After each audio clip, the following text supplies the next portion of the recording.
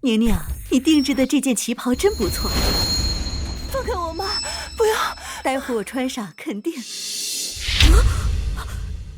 宁宁，你怎么了？身体不舒服吗？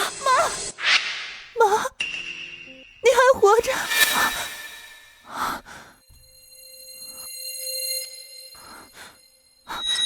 ？3月15日，我竟然重生回到了傅老爷子70大寿那天。上辈子，老公的爷爷傅正海70大寿，在家大宴宾客，我母亲也受邀赴宴，却没想到，老公为了升职，撮合我母亲和他上司赵总相亲。宁，救我！妈！我母亲呼救挣扎，我拼了命撞开房门，只看到昏死在沙发上的妈妈。我杨淑芬却说，都是我母亲不识好歹，命不好。老公为了大事化小，逼迫我签谅解书，我死活不肯，坚决要报警。争执着，我眼前一黑，醒来发现自己竟然重生了。宁，你老天爷既然让我重生，我一定要感谢我跟妈妈惨死的命运。宁，出什么事儿了？妈，外婆心脏病发作，被紧急送医，你现在立刻去医院照顾她，一刻都不能耽误。宁，你外婆怎么会突然发病啊？妈，我现在没时间跟你解释太多，但你必须相信我，你快去医院照顾外婆，今天绝对不能来参加寿宴，千万不要回傅家，一定不能来。好，妈都听你的，妈现在就去，你要照顾好自己。老天既然给了我一次重来的机会，我不光要护住我妈的命，更要让那群害死我们的畜生付出血的代价。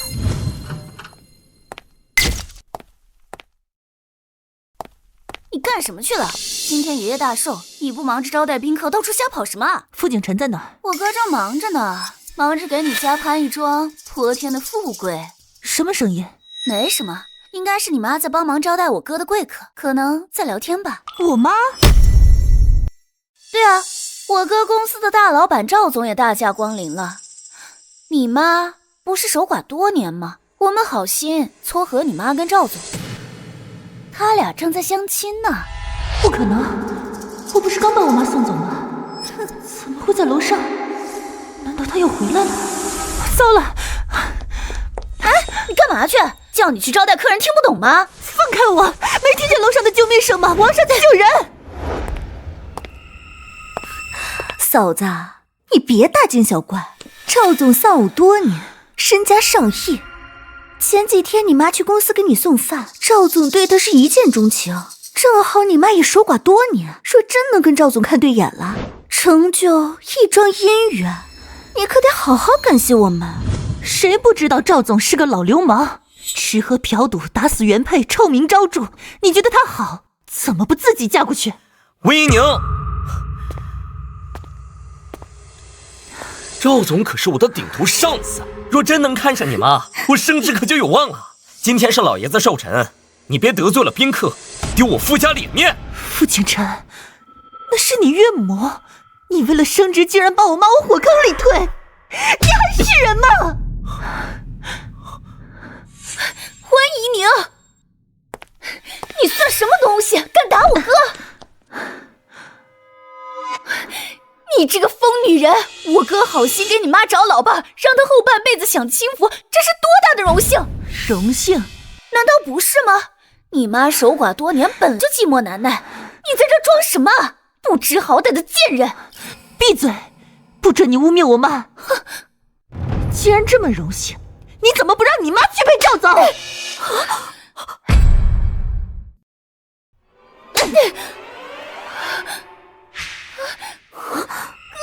他又打我！你快滚吧，这个疯女人！给瑶瑶道歉！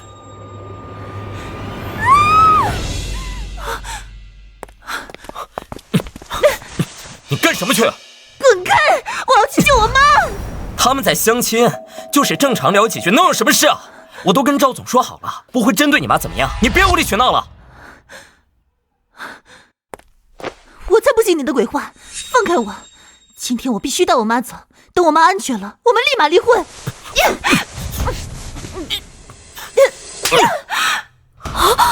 离婚？你敢跟我提离婚？对，离婚。温姨娘，能嫁进富家是你8辈子修来的福分，离婚了，你可就是二手货了。你敢跟我提离婚？离，必须离！这个丧门星早该滚出我们傅家了。哥，跟他离了，马上娶小小姐。小小姐温柔贤惠，哪点不比他强？瑶瑶，别这么说，嫂子只是太担心而已，一时急糊涂了。景晨，你别生气，嫂子不是故意的。小小姐，你就是太善良了，别替她说好话了。你对我哥一心一意，比这个心狠手辣的贱女人强10000倍。那我就祝你们天长地久。但今天我必须带我妈走。你要是非得拦我，那就拼个鱼死网破。温姨娘，就算要离婚，也得等老爷子寿辰办完。今天谁也不能破坏老爷子贺寿的心情，更不能得罪我傅家的贵客。我劝你识趣点，别逼我。傅景晨，我也再说一遍，今天我必须带我妈走。你要是再拦我，我就报警了。景晨，你跟嫂子好好说，今天爷爷大寿，满屋子的宾客，要是闹得警察来了，到时候得罪了赵总，既影响你升职，又丢傅家的脸面，多不值当啊！就是，还是小小姐明事理，处处替我哥着想。哪像这个疯女人，眼里只有她那个寡妇妈，根本不顾我哥的前途和傅家的脸面。呸！小家精丧门星。小小说的对，赵总是公司大老板，他看上咱妈是天大的好事。我不过是顺手牵个线，要是真成了，我就能升职总经理了。你也跟着沾光，你妈后半辈子吃香喝辣，天天享福。就是，你妈一把年纪了，被赵总这样的钻石王老五看上，偷着乐还来不及呢。乖，听话，别给老公惹麻烦。滚！你为了自己的前途把我妈往虎口里推，你们傅家从上到下全都是冷血无情的畜生！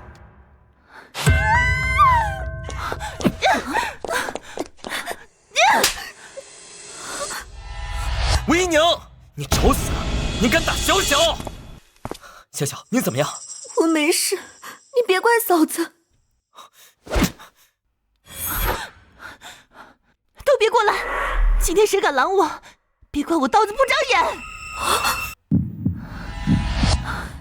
不能让他坏了景晨的好事。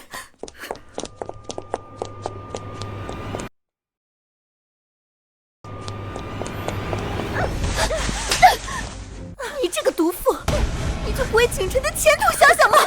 景晨怎么娶了你这种丧不星？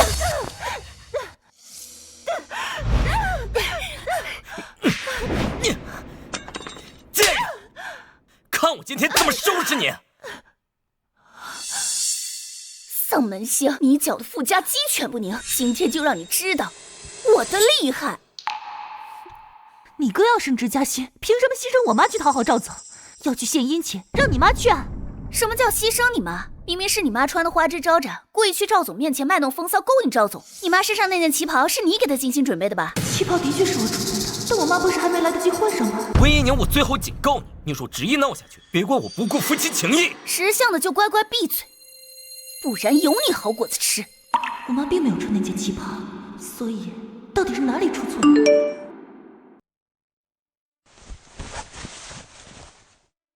宁宁，我到医院了，没找到外婆，她手机也打不通，你能联系上她吗？太好了，妈妈没有回来，她去了医院，现在安然无恙。救命！快来救我，儿子！既然里面的人不是我妈，那到底是谁？傅家女眷都在，唯独少了婆婆。难道里面的人是婆婆？今天来了很多客人，里面会不会是无辜的宾客？赵总心狠手辣，万一出事就糟了。不行，我不能让无辜的宾客受到牵连，这是做人的底线。傅景晨，你现在立刻进去阻止赵总，里面的人不是我妈，很有可能是来参加寿宴的无辜宾客。一旦有客人在傅家出事，你和傅家都要承担责任，到时候你追悔莫及。你就是想骗景晨进去打扰赵总相亲，你以为我们会相信你的鬼话？再说了，赵总就是和你妈相亲聊聊天而已，你大惊小怪做什么？就是，到时候你妈嫁给赵总，你也跟着沾光，变成富二代了。等赵总成了我岳父，公司总经理的位置就是我的囊中之物，到时候傅家也能更上一层楼，简直百利而无一害呀！无耻！温姨娘，你别不识好歹，等赵总当了你继父，你荣华富贵享用不尽时，可要念着老子的好。咦，怎么没声了？景晨，看来你岳母被赵总哄得服服帖帖了，这就对了嘛。识相的才有好日子过。你妈肯定是被赵总的魅力折服了，这会儿没准两人生米已经煮成熟饭了。我最后一次劝你们，立刻进去阻止赵总，里面的人真的不是我妈。一旦无辜宾客在傅家出事，后果不堪设想。够了，你少在这里危言耸听了。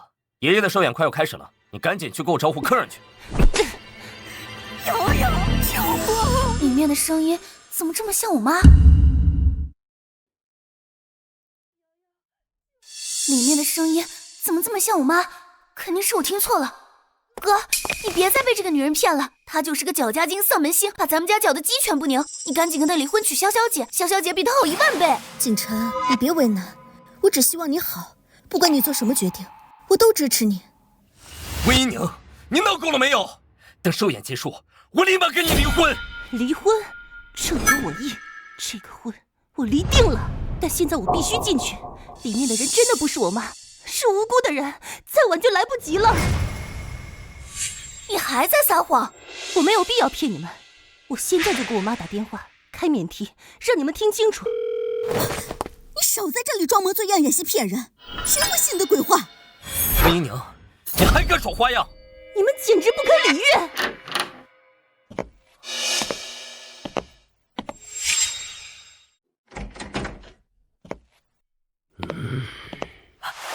赵总，傅景晨，你怎么办事的？你不是说你岳母很乐意吗？怎么还跟老子搭桥？赵总，我岳母她怎么了？怎么了？让她喝个酒扭扭捏捏的，老子要不是看她徐娘半老，风韵犹存，哼，才懒得浪费时间。扫兴！赵总，我岳母农村出身，没见过什么世面，第一次见到您这样的大人物，一时紧张了。您大人有大量，别跟他计较，我带他给您赔不是了。赵总，您别生气，回头我们好好劝劝他，下次定让他好好陪您。那您看今天这相亲，马马虎虎吧，不过你们还得劝劝他，都一把年纪了，别装什么矜持。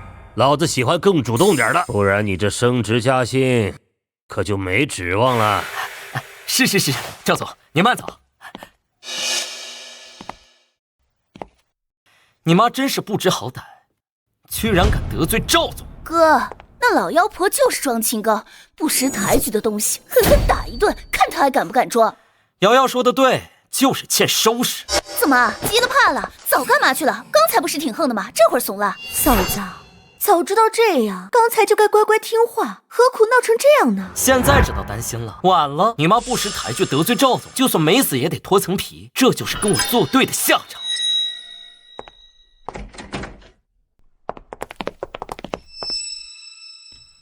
这身上的旗袍好眼熟，这不是我给我妈准备的吗？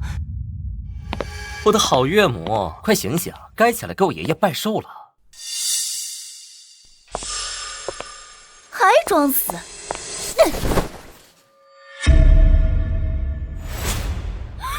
妈！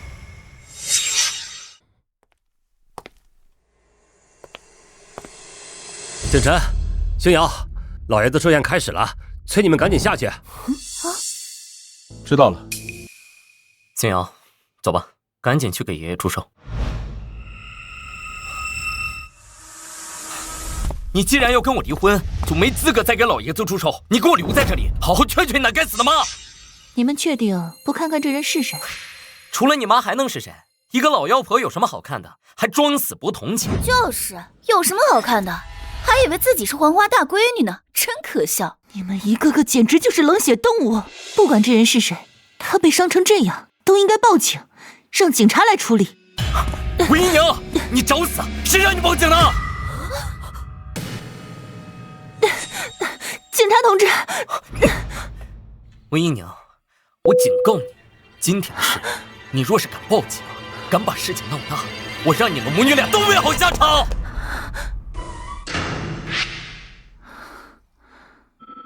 他到底是谁？为什么穿着我给我妈准备的衣服？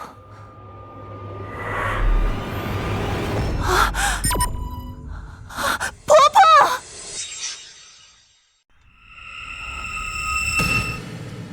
他怎么会穿我给我妈准备的衣服？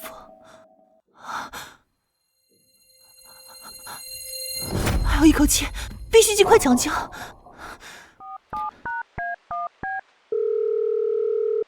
你好，这里是120急救中心。你好，我这边有人晕倒，呼吸十分微弱，请你们快来抢救。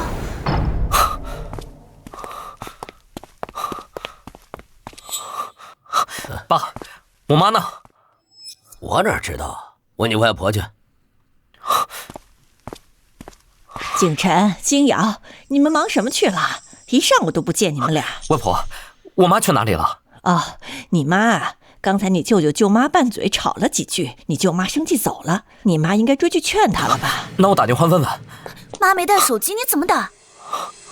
舅舅，你给我舅妈打电话问问，就说寿宴开始了，让他们快点回来。打什么打？一点小事就生气走人，惯着他。我今儿要是先给他打电话，我就不是男人。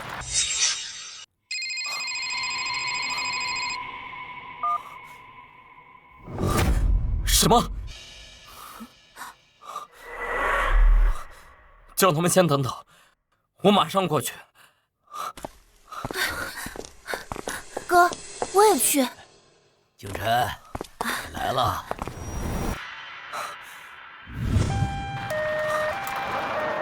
哥，这救护车肯定也是温一宁叫来的，他真是没完没了了，又是报警又是叫救护车。温一宁这个贱人，他存心要搅乱老爷子的寿宴，存心让傅家丢人。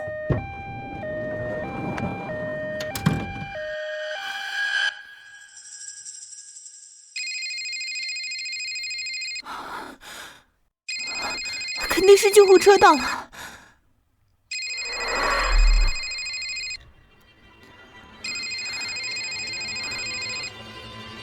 这畜生打电话做什么？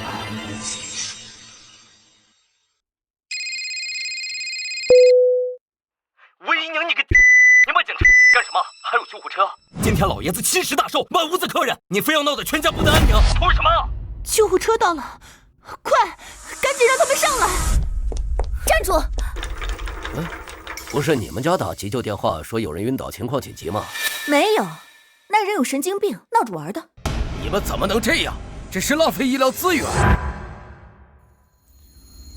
我家今天老爷子祝寿，大喜的日子，没人生病，你们赶紧走。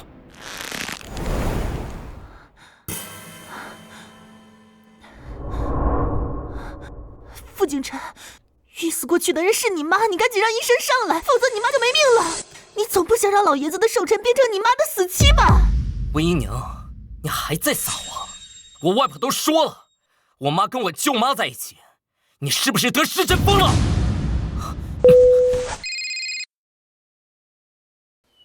喂，医生，我是刚刚打电话求救的，病人情况十分危险，请你快点上来救人。可是你们家人说家里没人生病，拦着不让我们进，还骂我们，叫我们滚。看来傅景晨在门口守着，再这样耽误下去就真没命了。医生，那这样吧，我赶紧把人背下去，你们等我一下，千万别走。行吧，那你快点，我们等着。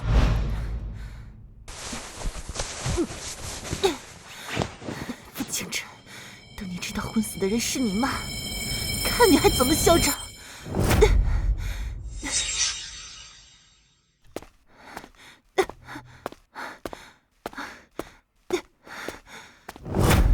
快，人来了！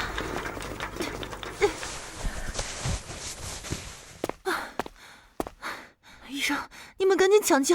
这衣不蔽体的，赶紧盖上。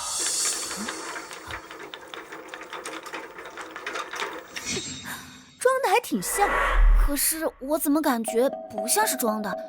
那老妖婆好像确实昏死过去了。不可能，绝对是装的。赵总不是下手没轻重的人，他来参加爷爷寿宴，怎么可能没点分寸呢？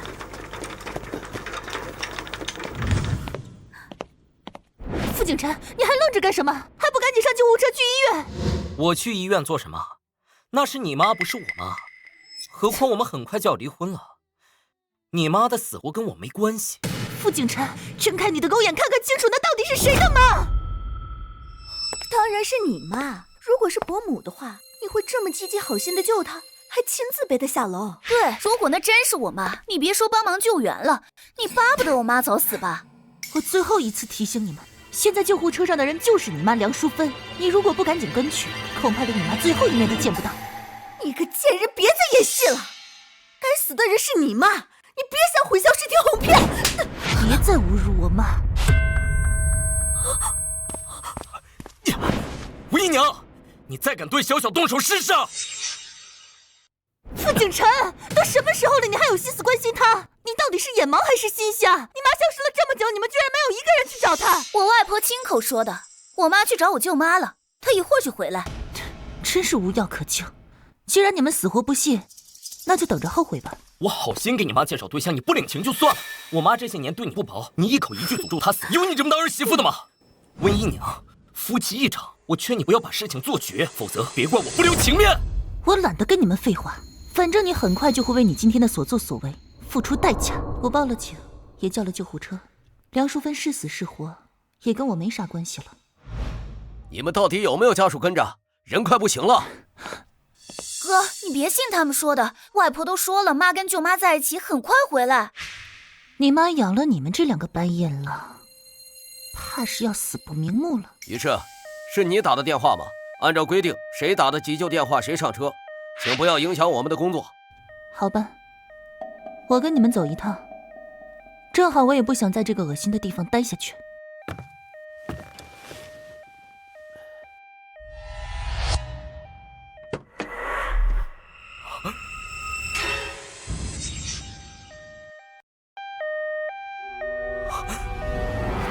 妈，哥，你怎么了？那个人手腕上有只绿色镯子，像是妈的手镯。哥，你忘了之前温一宁的妈过50岁生日时，温一宁也给她买了个绿镯子。哼，肯定是那老妖婆看到伯母的祖母绿手镯，心里嫉妒，就让她女儿买个高仿的假镯子戴着，满足她的虚荣心。就是，货真价实的祖母绿手镯，哪是他们乡下人买得起的？你妈养了你们这两个白眼狼，怕是要死不瞑目了。会不会真弄错了？赵总欺负的人真是我妈？景晨，你怎么了？你不会相信那贱人的话了吧？哥，你想想，如果真的是咱妈，温一宁会这么好心，又是报警，又是叫救护车，还亲自背下楼，现在还陪着去医院。你说的对，她只有对自己亲妈才这么重视在意，对咱妈一向假惺惺。是啊，你看他连你的工作前途都不在乎，又怎么会在乎伯母的安危？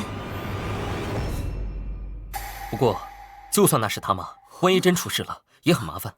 以他的脾气性格，如果他妈救不回来，他绝对会再次报警，把这事儿闹大。哼，对，到时候赵总也脱不了干系，会被警察带走。赵总若是出事，那你的前程可就完了。哥，我们去医院看看吧，万一那老妖婆真死了，我们要第一时间压住这件事，不能让温一宁报警闹大了。好，我们赶紧过去。如果真出了事，得让温一宁签谅解书，不能追究赵总责任，否则会牵连我升职加薪。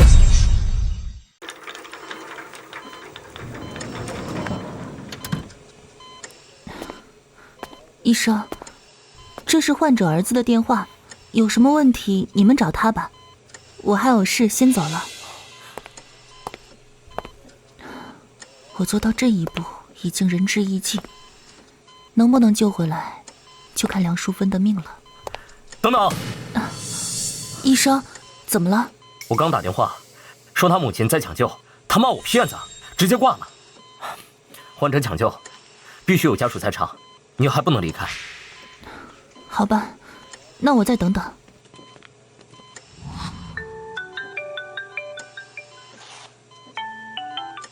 宁宁，我终于联系上你外婆了，她没发病啊，正跟老姐妹在公园打太极呢。你为什么说外婆突发疾病送医院了？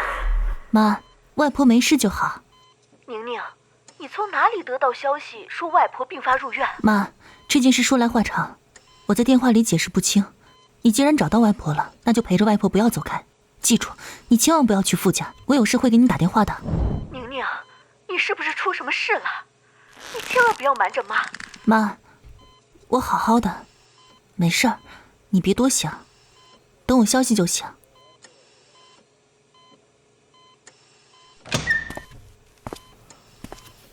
医生，病人情况怎么样？抱歉，我们尽力了，病人窒息，错过了最佳抢救时机，请节哀。梁淑芬就这么死了，但这都是她的命，怪只怪她生了2个狼心狗肺的儿女。女士，我们已经尽力了，但凡早送来15分钟，也有希望抢救回来。谢谢医生，你们辛苦了。如果不是老天爷给了我一次重生的机会，躺在这里的就是我妈了。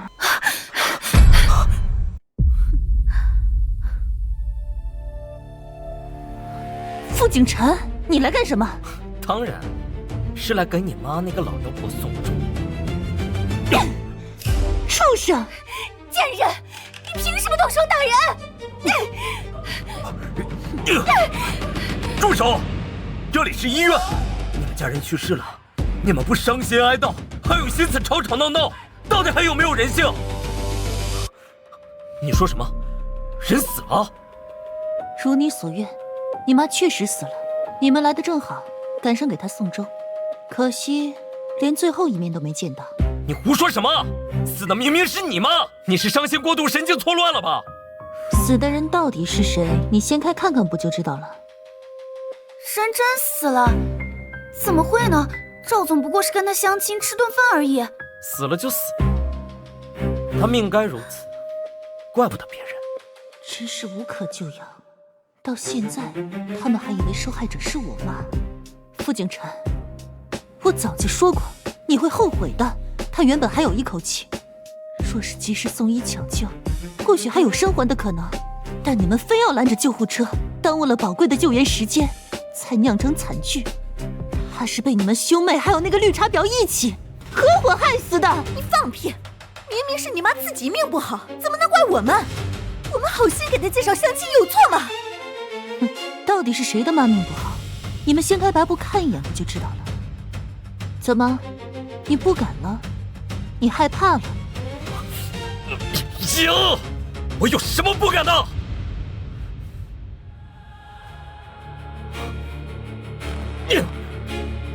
妈！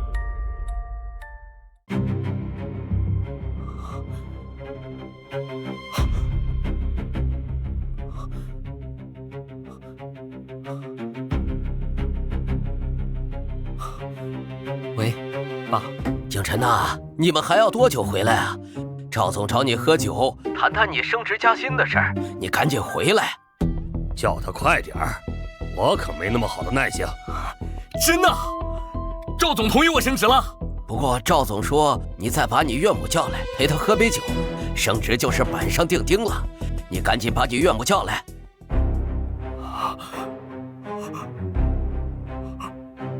手机给我，我跟他说。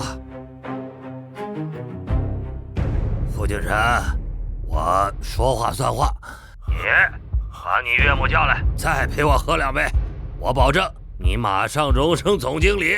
赵总，这件事有点麻烦，我一会儿回去跟你好好解释。解释什么？你赶紧把人带来，不然我马上走了。那公司总经理的位置就是别人的了。别，赵总，你等等，我马上赶回去。哥，怎么了？赵总说什么？赵总还有那老妖婆作陪，可他人都死了。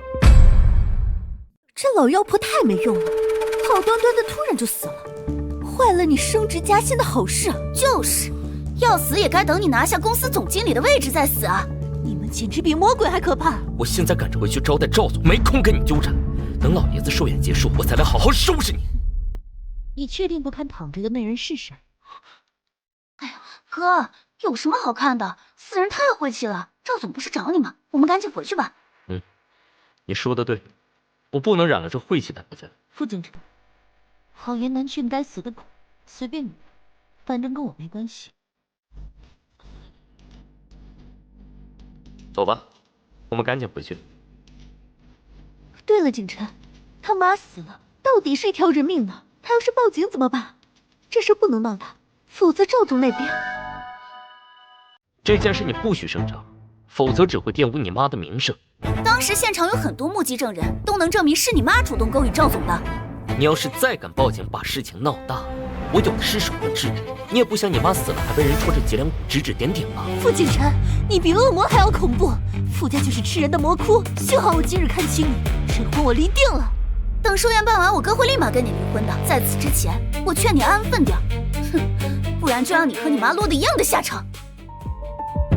你们太嚣张了，光天化日竟然公然威胁人命！逝者为大，你们连最基本的良知都没有。关你们什么事？连个人都救不活，没告你们用意害人就不错了。你，我知道你没了妈，成了孤儿，肯定伤心，但这也怪不得我们，谁让你妈福薄，享不了有钱人的福。死了正好跟他爸团聚，也算享福。等寿宴结束，你乖乖签了谅解书，不要再追究此事，我就让你妈风光大葬，留个体面。看我哥对你多好，你就知足吧。谅解书，我若是不签呢？不签，想讹我？敢不签，就把你妈尸体扔江里喂鱼，让她死无葬身之地。好啊，我等着，等最后你们发现死的是自己亲妈，怕是要苦短肝肠，恨不得以死谢罪吧。走，赶紧回去了，一会儿惹怒了赵总，我什么都没了。想不到梁淑芬的一生竟这般惨淡收场。请问你是逝者什么人？我是他儿媳，不过很快就是前儿媳了。这么说，刚才那男的是逝者的亲儿子？天底下怎么有这样禽兽不如的儿子？他亲妈死了，看都不看一眼，还要恶毒的诅咒。医生，人已经死了，那接下来是什么流程？可以先暂放医院太平间，也可以给殡仪馆打电话，他们会派车来接。若是亲友要来告别，就设置灵堂办个追悼会。好，谢谢你们。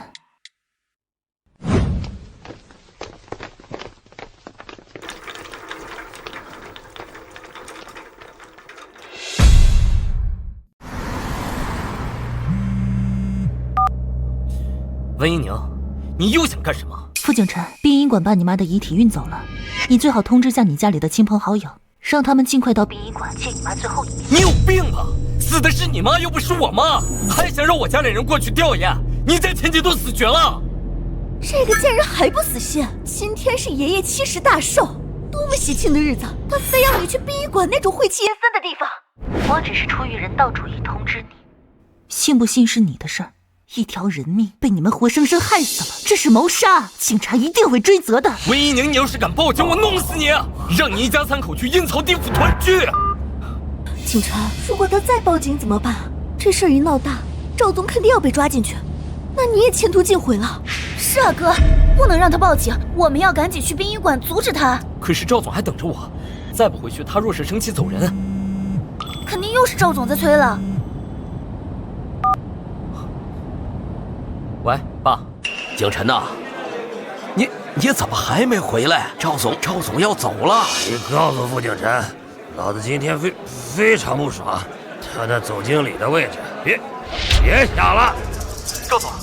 赵总，我很快就回来，您别生气啊。儿子，赵总已经走了。都怪温一宁那个贱人，他妈得罪赵总，他又坏我好事。要不是他把你骗去医院，你也不会怠慢赵总，失去了升职机会。景琛，你赶紧给赵总打个电话，多说点好话，看看还能不能挽回。我这就打。完了，赵总不接电话，那怎么办？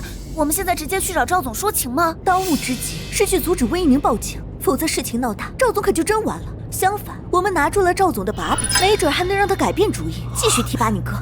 小小你真聪明，我怎么没想到这个？哥，还是小小姐对你好吧，设身处地为你着想。小小，等我跟那贱人离了婚，马上娶你，你想要多少彩礼我都给，还有5金，随便你挑。谢谢你，景琛。不过我们还是先解决掉温一宁这个麻烦再说。可是怎么解决？那贱人太有心机了。我现在给他打个电话，先把他稳住，以免他报警，然后我们过去想办法逼他把谅解书签了，这样他就没法追究责任。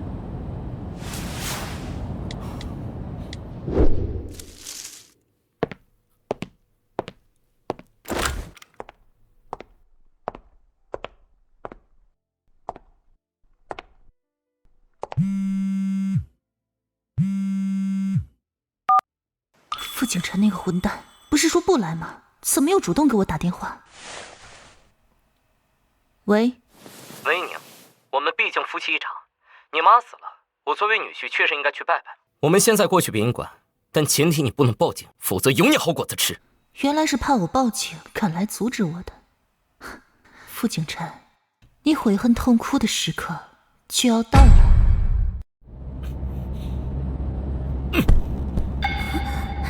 哥，他怎么说？他什么都没说，直接挂了。亲妈都死了，估计是太伤心了，真是可怜啊。那是他咎由自取，要不是他，我也不会得罪赵总，失去晋升机会。对，这笔账我们一定要算。他想骗我们去殡仪馆，8成是要逼着我们给他妈磕头道歉。哼，我们偏不，我们不但不让他如愿，还要搅得他妈在黄泉路上不得安宁。小小姐，你是不是有主意了？对付温一宁这个贱人，我倒是有个办法。傅景琛，只要你们敢来，就会留下板上钉钉的证据。这怎么回事？是家属来了吗？你们是什么人？来干什么？这里是灵堂，请庄重点。打我！我报警了。老二，别跟女人一般见识。我们收了钱只做分内事，不要节外生枝。我的好嫂子，节哀顺变。从今以后，你就孤家寡人一个了。你现在是不是很后悔跟我哥提离婚啊？他后悔也没用了，你们母女俩毁了景琛的前途，景琛这辈子都不会再多看你一眼。等你们离了婚，景琛马上就会娶我，他还说要给我88万彩礼呢。那恭喜你们，我说过，天长地久，你们最好永远锁死。你骂谁呢？别以为你死了骂我就不敢打你。小小姐，别跟个可怜虫一般见识。傅景琛，你来都来了，确定不去看看那躺着的到底是谁？怎么，你还想说躺在那里的是我吗？没错，躺在那里的人就是梁淑芬。事到如今，你看一眼就真相大白了。他这么肯定，难不成躺在这里的人真是我妈？怎么，你害怕了？你个大男人连去看一眼的勇气都没有。景琛，你别信他的鬼话，他就是想骗你过去掀开白布，看看他妈惨死的样子，好博取你的同情，让你给他妈道歉赔罪。就是，没准他等会儿还要狮子大开口，跟我们索要巨额赔偿。你们真是无可救药。温姨娘，你费尽心思把我们骗来殡仪馆，不就是想逼我们给你妈道歉吗？我告诉你，没门儿！你更别想要任何赔偿。你们母女毁了我的前途，简直是老子的克星！老子没一把火烧了这灵堂，就已经是仁至义尽了。你自己没本事，就会甩锅怪别人。为了前途，把自己的亲妈送上领导的床，真是丢人。温姨娘，我警告你，要是我失去这次晋升机会，我让你们一家3口去阴曹地府相聚。哥，你跟他扯这么多做什么？赶紧叫他把谅解书签了，不能让他再继续追究这事儿。对，景琛，赶紧让他签谅解书，我们好离开这儿。这鬼地方阴森晦气，我一刻也不想待。温姨娘，看在我们夫妻一场份上，你出言不逊我就不计较了，但你必须签下谅解书，保证不再闹事，也不能追究任何人的责任。谅解书？对，谅解书。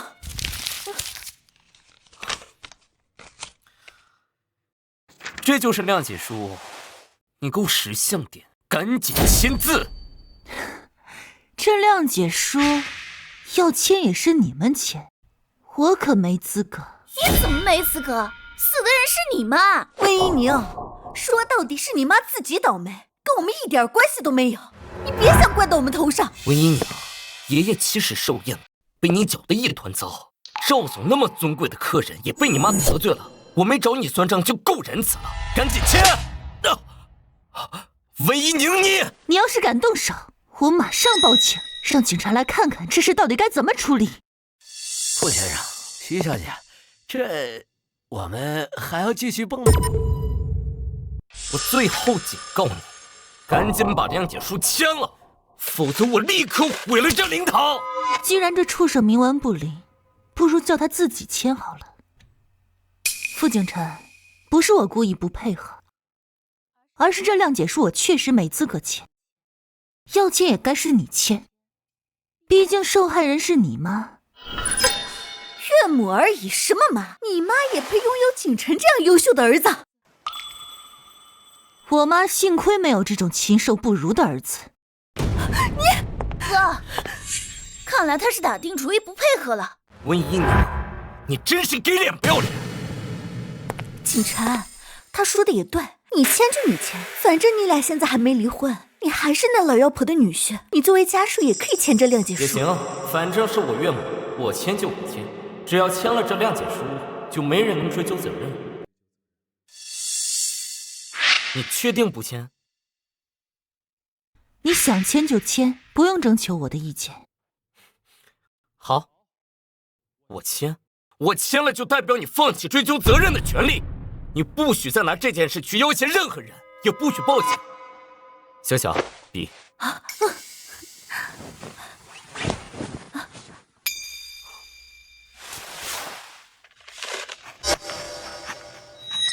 傅景晨，我真好奇，当你发现真相后，会是什么反应？你看清楚，谅解书我已经签字了，今天的事到此为止，赶紧把你妈火化下葬。这一批火化也需要家属签字。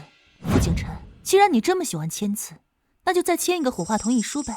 温姨娘，你搞清楚，躺在那里的是你妈，火化同意书当然是你签字。如果我签字了，你妈现在就会被送去火化。等你们发现真相，你们连最后一面都没见到，那岂不是又要找我拼命？你还敢诅咒我妈？看我不教训你！傅新阳，你妈那么宠你，你对你妈就没半点关系。从事发到现在，你们明明有很多机会可以阻止悲剧的发生，可你们就是不愿出手，生怕救的人是我妈。现在，你妈躺在那里很久了，你们有时间有精力跟我叫嚣，就是不肯过去看一眼。你们到底是不相信我的话，还是害怕死的人真是你妈？你们成了刽子手，潜意识中逃避。你胡说！是不是胡说？你转身走几步路，掀开那白布就能证明。哥，你说他这么肯定，你说会不会真的？瑶瑶，不会的，你别信那个贱人的话。温姨娘，你还废什么话？谅解书都签字了，赶紧让你妈火化下葬，别在这膈应人，晦气死了。景晨，他不是让你签火化同意书吗？你就签，签完字把人一烧，这事儿就尘埃落定了。你确定要签？景晨，你还犹豫什么？赶紧签，签完字把人火化，这事儿就死无对证了。我们还赶着去找赵总，看看能不能说说情，求他继续提拔你做总经理。对，我们还要去找赵总，我的前途不能就这么算了。火化同意书呢？既然你不肯签，那就只能由我再次代劳。你们把同意书拿给他吧。傅景晨，你可想清楚。温姨娘，该想清楚的人是你。若不是你一再挑衅我们说不定还能大发慈悲，让你抱着你妈的尸体哭一晚。现在你妈很快就要烧成灰了，你以后再也见不到你妈了，想想就可怜。行，既然你们已经签字，那按照程序，遗体就将送去火化了。你们确定不再多看一眼吗？看什么看？你们在这上班，天天看死人没看够吗？赶紧拉去烧了！我只是好心提醒，你怎么满口污秽？我在这工作这么久，还是第一次看到你们这种奇葩。都说死者为大，可你们拉着一帮小混混在灵堂上蹦迪，实在是大不敬。我叫你多管闲事！温姨娘，你滚开！小心我连你一块儿打！反正谅解书签了，你再也威胁不了我们了。宁宁，出什么事儿了？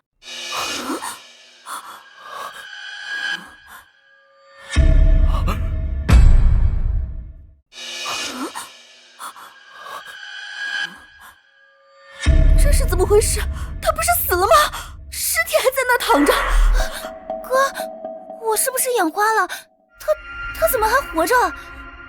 他没死，他还活着。那死的人是……妈，你来了。我看到你的微信，说你婆婆出事了，就赶紧过来。宁宁，他们看到我怎么吓成这样？因为他们做贼心虚。宁宁，到底出什么事儿了？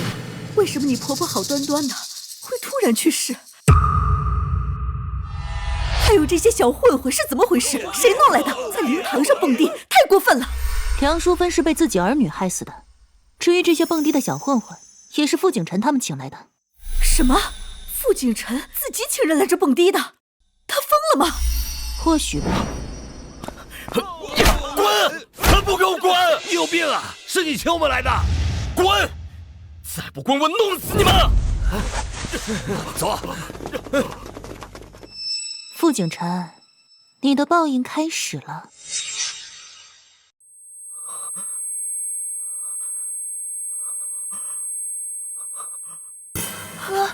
景晨，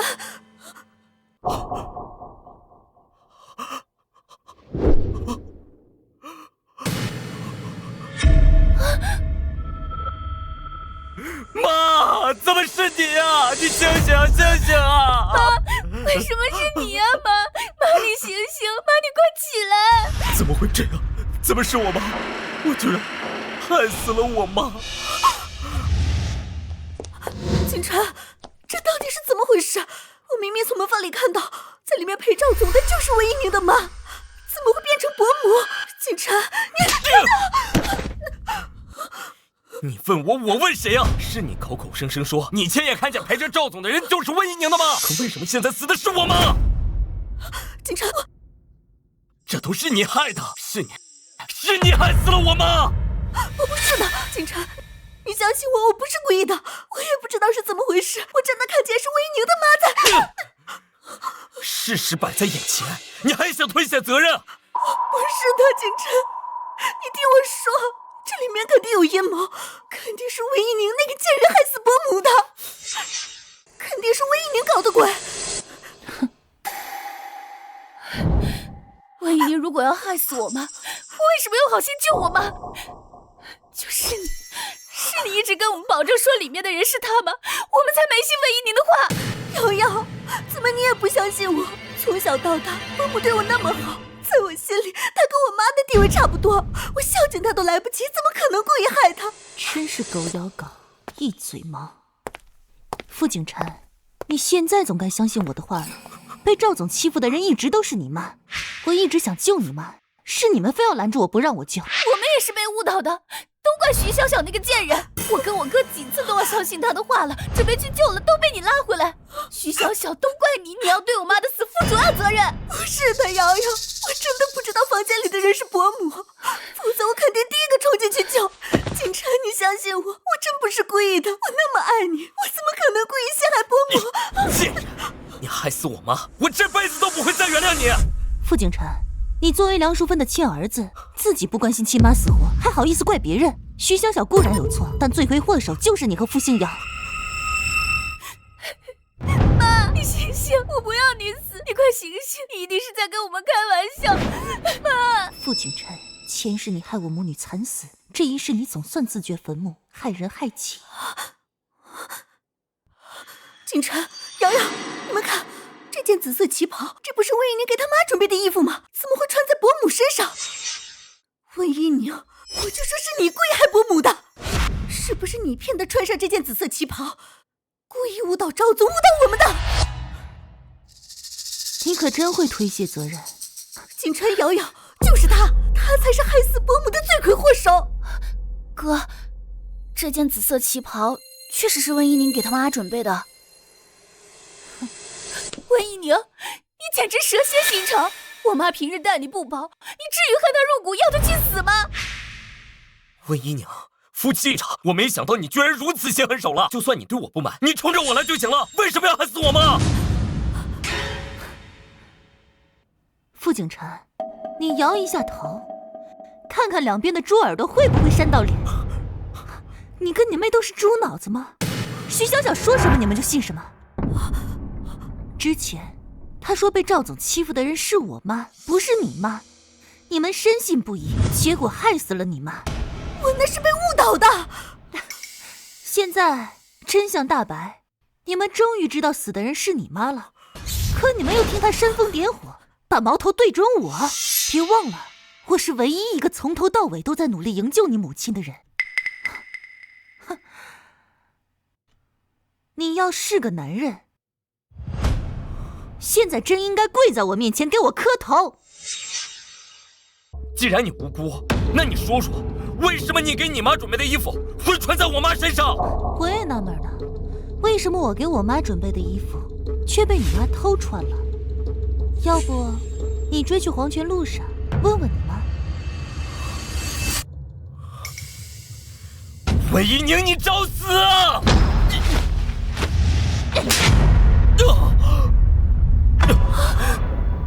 这一巴掌是替你妈教训你的，打你禽兽不如，害死亲妈，不忠不孝。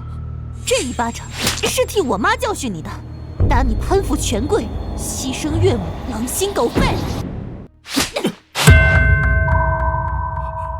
这一巴掌是替我自己教训你，打你虚情假意，背信弃义，薄情负信。景琛，你别信他的话，他就是要故意害死伯母，否则为什么会那么凑巧？他刚好把他们提前送走，伯母就穿了这件紫色旗袍，这不是……徐小小，我真是低估了你的恶毒，明明是你煽风点火误导他们兄妹，而我一直在努力纠正你们，结果现在你倒打一耙，要把罪责推到我身上。就是你提前设计好的，否则你如何解释那件紫色旗袍穿在伯母身上？明明是你故意误导我。对，你给你妈准备的衣服为什么会在我妈身上？肯定是你故意骗她穿上的。我骗你妈穿上的。你想弄清楚事情真相，查查你们家的监控不就知道了。不过我猜测，大概是因为你妈跟你姑姑撞衫后，她回房换衣服，结果看到我给我妈准备的这件定制旗袍，就偷偷穿走了。可是没想到，这件旗袍阴差阳错成了她的丧服。不可能，我妈又不是没衣服穿，至于看上你妈那件破烂货？傅景琛，你确定不查查监控？难道你不想知道你妈到底是如何惨死的？景琛，你打开监控看看，肯定是魏一宁骗伯母穿上的。等证据摆在眼前，看他还怎么狡辩。对，哥，打开监控查回放，用证据锤死他。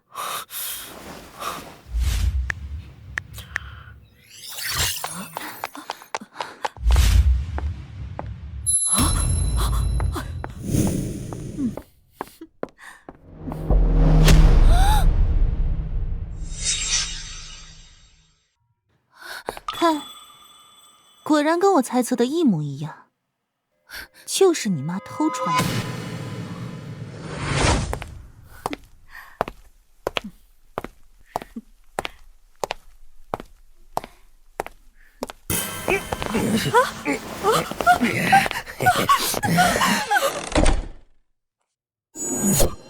妈！景琛，是赵总认错了人了，不怪我。我当时看到被赵总搂抱的女人穿着紫色旗袍，我就以为是魏一宁的妈。刚才不是说要拿证据锤死我吗？现在好了，倒把你妈锤死了。她要是不偷穿那件紫色旗袍，也不会丢了小命。不可能，我妈有的是大牌衣服，才不稀罕你给你妈准备的破烂货。你妈衣服是挺多，可你妈是学人精，你不知道吗？你在胡说什么？宁宁没有胡说，你妈就是学人精，她嫉妒我气质好、衣品好，成天模仿我，不光学我的穿衣打扮，甚至连发型都要跟我做同款。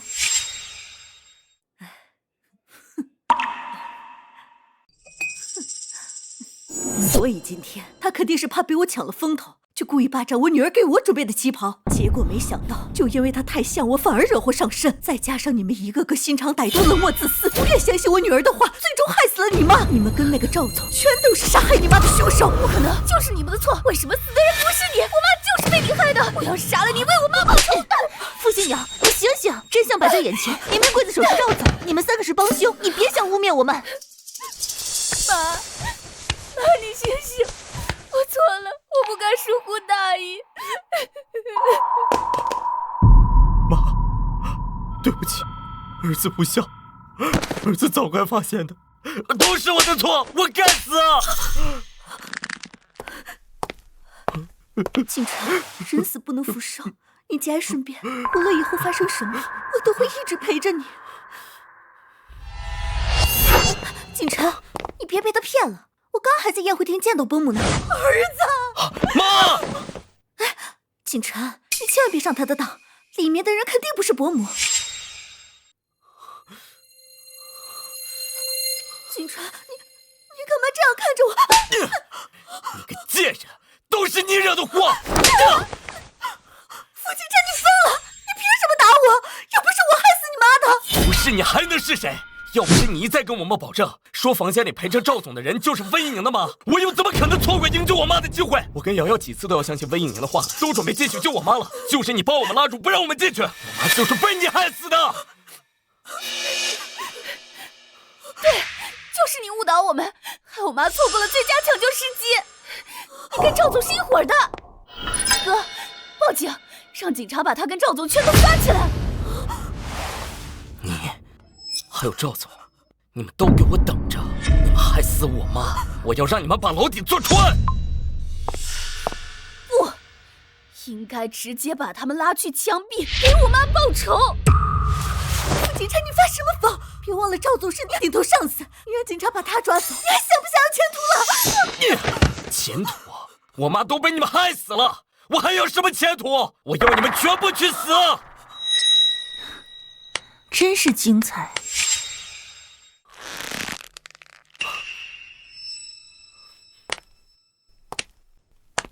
傅景琛，徐小小可是你的青梅竹马，你不是很快就要跟我离婚，准备娶她吗？现在居然要把她送进监狱，真是狠心。徐小小，你心寒吗？要被心爱的男人亲手送进监狱呢？宁宁，既然认清这畜生的真面目，那就赶紧离，妈支持你。他们都这样对我了，这婚必须离。温一宁，你别幸灾乐祸，我一定会让所有伤害我妈的人付出沉重代价。你别忘了，刚才你可是亲手签了谅解书，当众表示不会追究赵总的责任，多讽刺！你替自己惨死的亲妈轻易原谅了刽子手，怎么？别告诉我，你现在要啪啪打自己的脸！傅景琛，你干什么？拿来吧你！景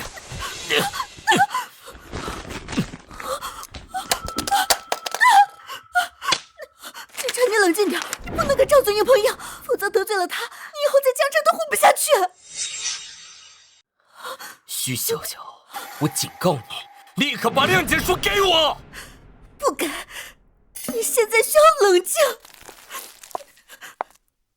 徐小小，你这么拼命的维护赵总，该不会是赵总的姘头吧？你俩合起伙来坑害我哥？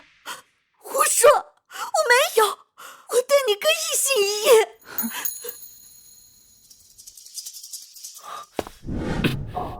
景琛，你听我一句劝，事情已经这样，没必要闹大。我们可以用伯母的死去要挟赵总，让他继续提拔你当总经理。良心是个好东西，可惜你们都没有。哥，我来帮你。你个贱人，我妈就是被你害死的，你等着坐牢吧。贱人，敬酒不吃吃罚酒。景琛，不要！我现在就打电话报警。徐小小，你给我等着，等着跟赵总一起把牢底坐穿。哥，谁打电话来？是外婆。外婆肯定是找不到妈了，打电话来问她。可是我妈已经死了，外婆若是知道这个消息，肯定接受不了。外婆，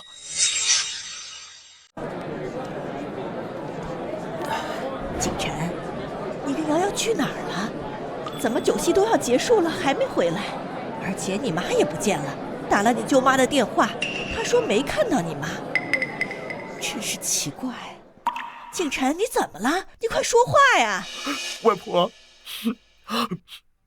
我妈她死了，现在人在殡仪馆。什么？谁死了？你在胡说什么？今天是你爷爷70大寿大喜的日子，你别乱开玩笑。我没胡说，我妈死了，就在殡仪馆。你们赶紧过来见她最后一面吧。妈，你怎么了？景晨说了什么？谁死了呀？快去殡仪馆！淑芬死了，我的女儿死了！啊！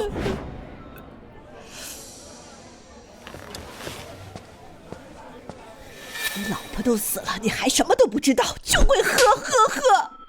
谁死了？淑芬？她不是在家吗？没良心的东西，连自己老婆都认错。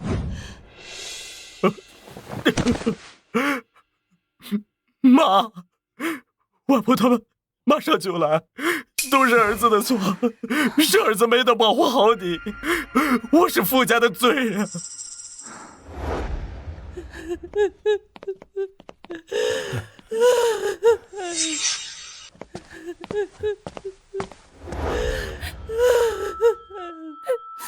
外婆，我妈死了。外婆，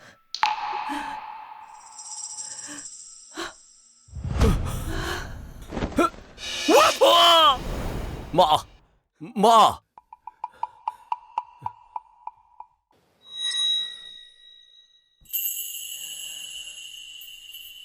淑芬，我的淑芬啊！淑芬，你醒醒，这到底是怎么回事啊？好端端的，为什么突然人就没了呀？姐，怎么会这样？怎么会死得不明不白？淑芬，这到底是怎么回事？淑芬，你怎么了？好端端的，你为什么就走了？这到底是怎么回事？是谁害死我老婆的？这就要问问你的宝贝儿子了。明明是你破坏了我的计划，害死了我妈，我是受害者。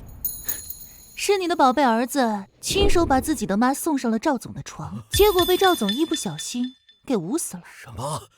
陪赵总的人不是刘美兰吗？原来你们家所有人都知道这件事，你们合起伙来算计我妈。这都不是重点，重点是既然弄错了人，为什么不中途阻止？我想尽办法阻止了，可你的宝贝儿子跟女儿都不肯相信我，一口咬定陪着赵总的人就是我妈。赵总离开后，他们明明都进了那间房，亲眼看见人躺在地上昏死过去，都不肯救一把。我要报警，哼，还被傅景晨摔了手机。你们刚才你们这里有人打电话报警，话没说完就挂了，听起来像是遇到了危险，我们过来看看。不可能吧？你们他们铁了心不管我妈的死活，结果遭了报应，害死了梁淑芬，都是活该。韦一宁，你够了！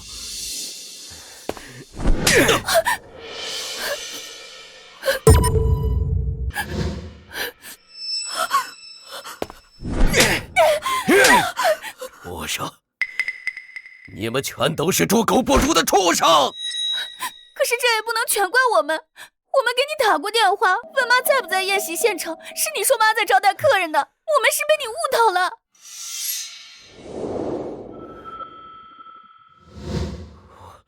我那时确实看到你妈在宴会厅啊。伯父，你喝多酒看错了，那个穿绿色旗袍的人不是伯母，是景晨跟瑶瑶的姑姑，他们今天撞衫了。伯母就是上楼换衣服，惨遭赵总毒手。什么？这么说，是我的错？都怪你们，你们没有一个人关心淑芬，但凡你们多关心一下她，也不至于在自己家里被人凌辱致死啊！外婆，我们也问过您，您说我妈跟舅妈在一起。什么？是我害死了我女儿淑芬啊！妈，对不起你啊！也怪我，我要是不跟我老婆怄气，早点打电话问问她，我姐或许还有希望。原本梁淑芬的命还有一线希望，可是什么？既然有希望，为什么不救我女儿？傅景晨他们下楼去吃席了，我一看昏死的人是梁淑芬，马上打了急救电话，医护人员很快赶来，可是又被傅景晨他们拦在门外。他们依然以为昏死过去的人是我妈，还觉得我妈是故意装死，就为了扰乱老爷子的寿宴，为了膈应全家。我一再强调是他妈性命垂危，让他们赶紧放医护进来抢救，可他们就是不听，我只好自己背着梁淑芬下楼交给医护。梁淑芬酒精过敏，又被枕头捂到窒息，如此一耽搁，等送到医院已经来不及了。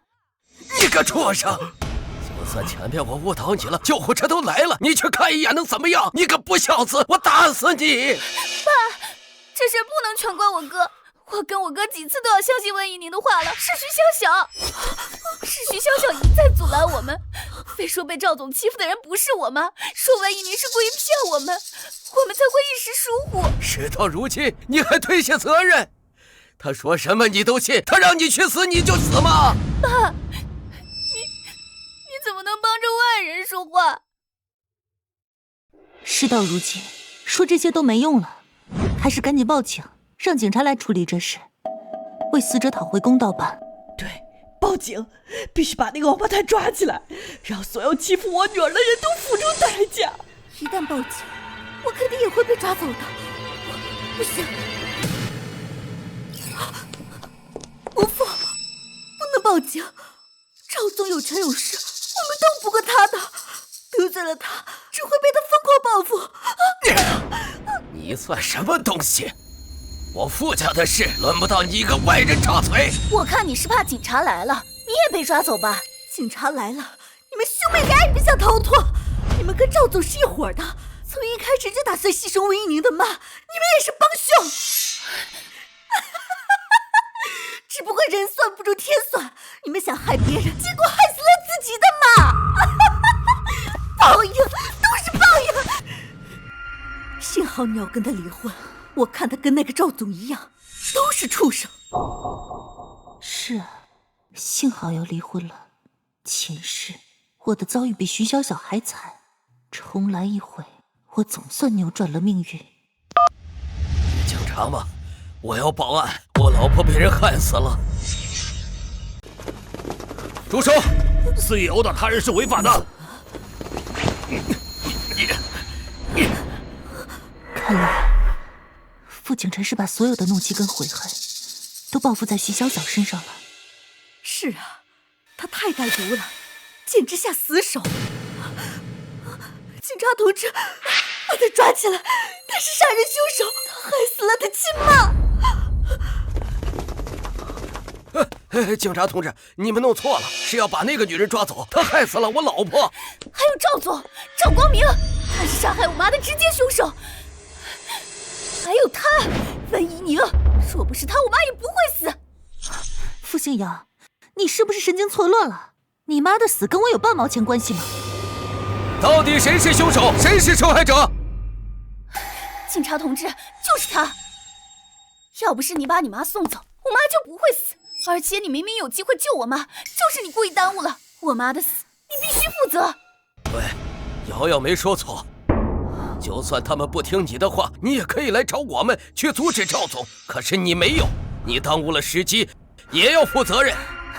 傅大山，你简直黑白不分，你们傅家没一个好东西。哎呦，谁让你一声不吭把我老婆送到殡仪馆的？要不是我们及时赶来，恐怕连最后一面都见不到。傅大山，刚才看你骂儿子女儿，我还以为你们傅家总算有一个清醒的，没想到你们家都是一丘之貉。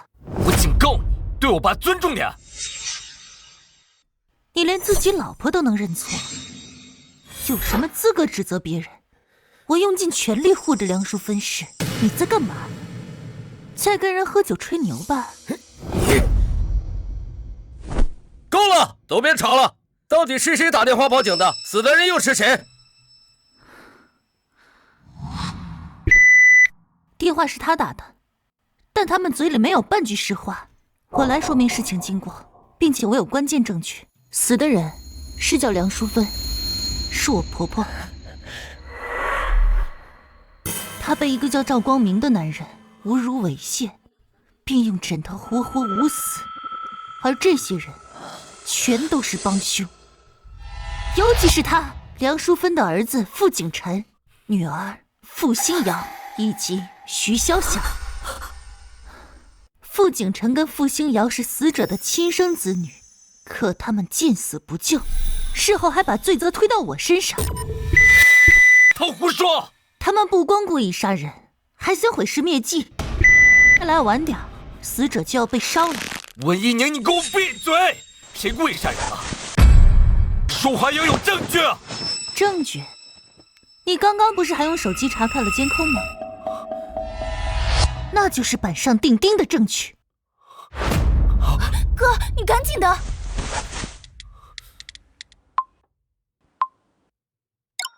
你干什么？蓄意毁坏证据也要负法律责任。现在证据没了，你还能拿我怎么办？就是他跟那个女人害死我妈的，我们这里所有人都能作证。对，他俩跟赵光明都是害死我妈的凶手。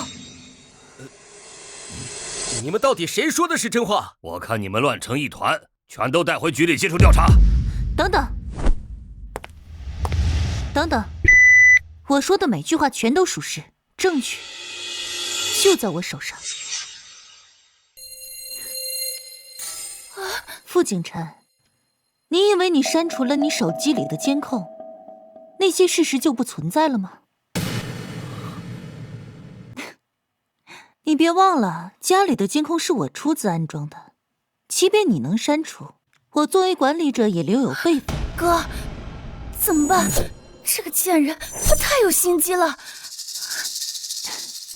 警察同志，死者是被一个叫赵光明的人凌辱致死，而傅家兄妹跟徐小小全都是帮凶。今天在医院抢救室外发生的事，医院走廊同样有监控。在医院抢救室还发生什么了？在医院抢救室外，医生给傅景琛打电话，说他母亲在抢救，他骂医生是骗子，直接给挂了。叶子，这算什么？他们后来被我叫来医院，依然不相信死的人是自己亲妈，居然看都不看一眼，骂完我就走了。您这就生气了？您儿子还干了更过分的事呢。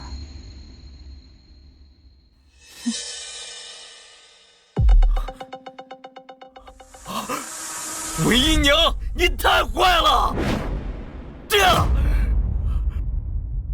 证据没了，你别想再害我！警察同志，我能先拿回我的手机吗？傅景琛，你以为毁掉了摄像头，证据就能销毁了？刚才在这里发生的一切，早就同步到我的手机里了。各位，这是今天发生在灵堂上的事情。都说死者为大，可是傅景琛三人丧心病狂，在灵堂上蹦迪唱歌，侮辱死者。他们对自己犯下的恶行没有一点点反省跟悔恨，对生命没有最起码的尊重。这种草菅人命的行为，实在令人发指。傅景琛，你们太过分了！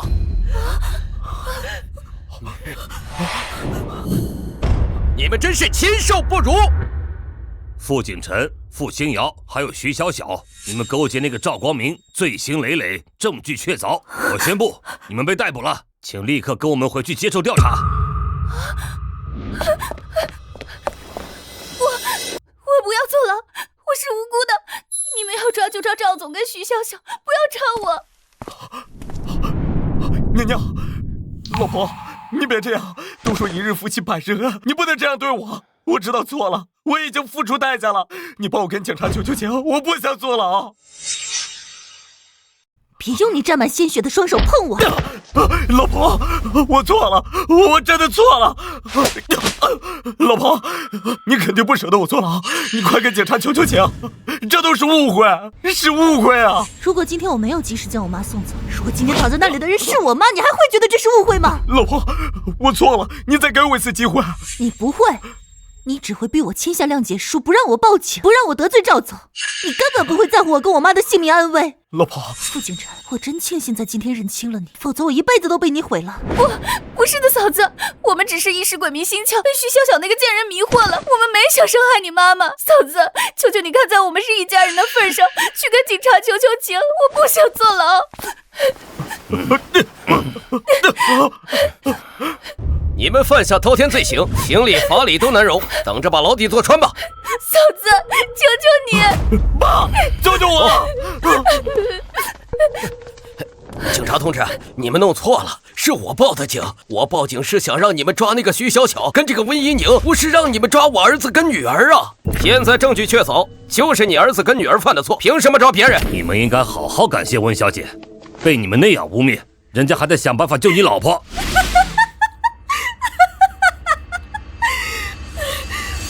傅大山，我让你不要报警，你非不听。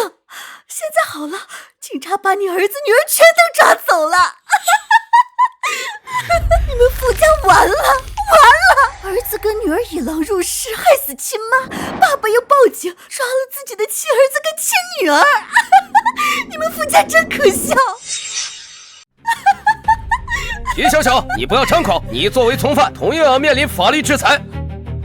警察同志，我是被迫的，我什么都不知道，这一切都是傅景辰计划的，他才是罪魁祸首。闭嘴！你们仨一个都逃不掉。完了，一切全完了，好好一个家，死的死，坐牢的坐牢，全都完了。淑芬，我可怜的孩子啊，你死的不明不白啊！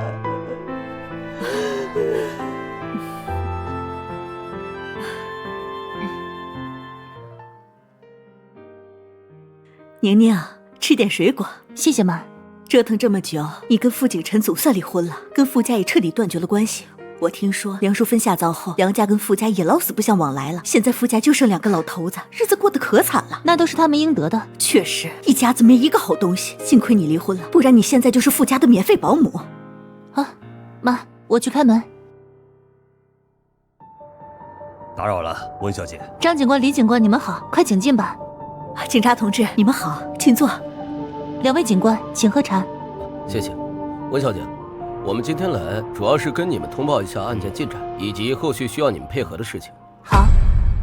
经过我们全方位的调查审理，案件已经水落石出，判决也已正式生效。主犯赵光明涉嫌故意杀人罪、强制猥亵罪、寻衅滋事罪等等，被判处无期徒刑。从犯傅景辰策划协助赵光明故意杀人，而且还存在包庇嫌疑人、故意毁坏证据以及侮辱尸体、污蔑诽谤等多项罪名，判处有期徒刑20年。20年？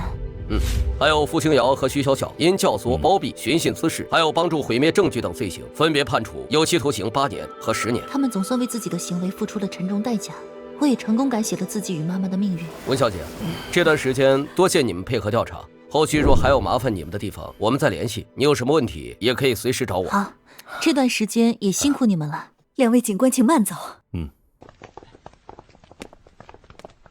真是抱怨不爽，傅景辰被判了20年，等于这辈子都毁了，活该。是啊，这都是他自找的，想要光明前景却不走正道，想那些歪门邪道，确实活该。傅新瑶跟徐小小，一个8年，一个10年，等他们出狱，只怕以后工作不好找，嫁人也没可能了。天作孽犹可恕，自作孽不可活。他们有今天这样的下场，怪不了任何人。现在案件结束，一切尘埃落定，你也该开始新的生活了。放心吧，妈，我已经找到新工作了，下周就开始上班。是吗？太好了。姨娘，我车就在那边，我送你吧。不用了，我叫了网约车，就快到了。好吧，每次想送你都没机会。那你就把机会给其他人吧。我的车到了，拜拜。拜拜。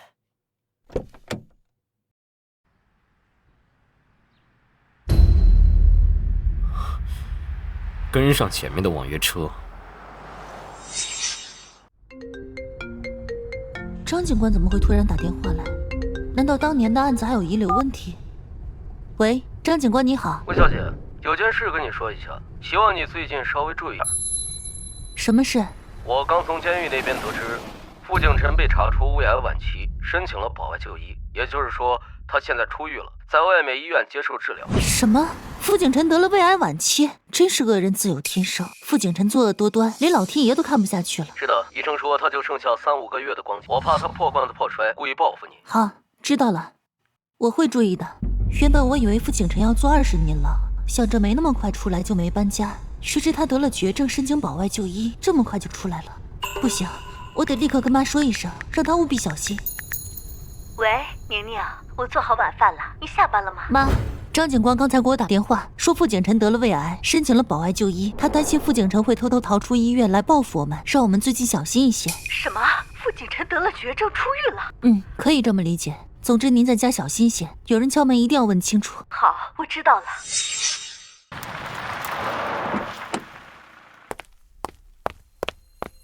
傅景晨那个变态心狠手辣，他十有八九会来报复我。不行，明天就搬家，不能继续住在这里了。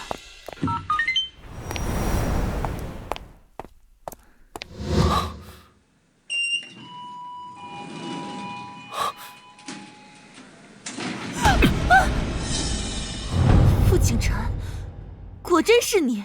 我亲爱的前妻，好久不见，看来你知道我要来找你。傅景晨，你干什么？放开我！快来人呐！救命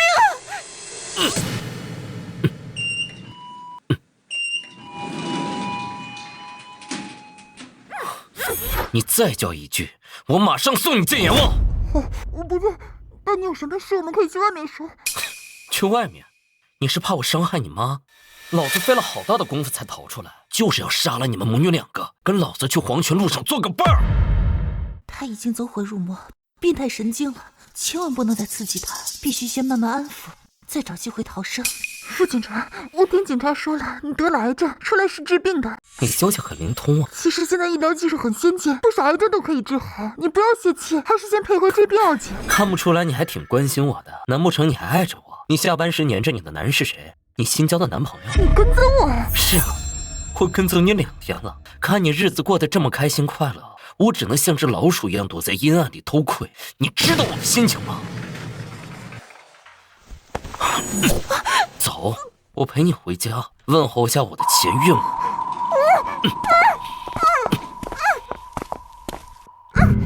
妈妈，千万不要开门，不要开门！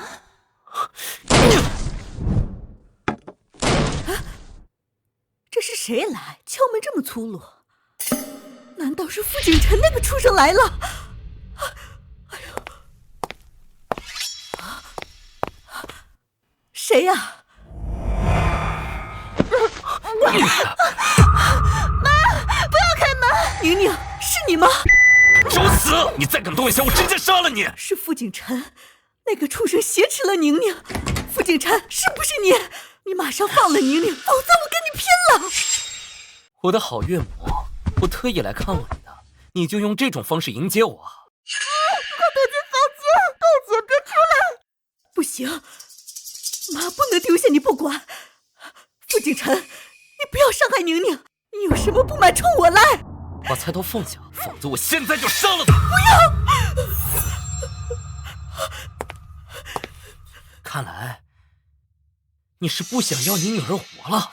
别伤害宁宁，我听你的。我这就把菜刀放下。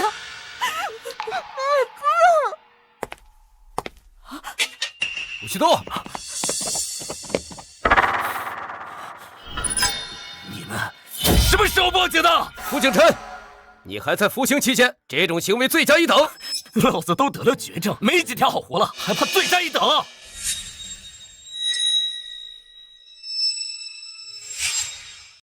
张警官，求你一定要救下我女儿。您放心，温小姐不会有事的。今天就是天王老子来了，也别想救下魏宁，老子死也要拉个垫背的。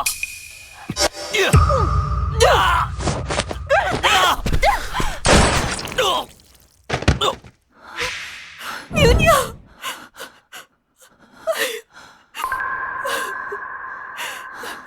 妈，我没事，一点皮外伤而已。幸亏张警官来得及时。不许动！温小姐，你怎么样？要不要叫救护车？不用，谢谢你，张警官，你来得太及时了。我给你打完电话不久，就听同事说傅景晨躲过看护，偷偷逃出医院了。是的，你给我打电话时，他已经在我公司那边等着了。对，我马上想到他肯定会来找你，为避免打草惊蛇，我没敢给你打电话，直接带了同事过来。幸好来得及时。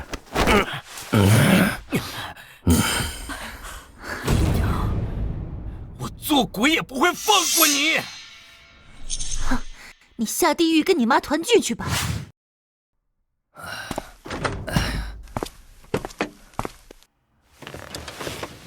温小姐，东西都搬上车了，我们出发去你的新房子。好，谢谢师傅。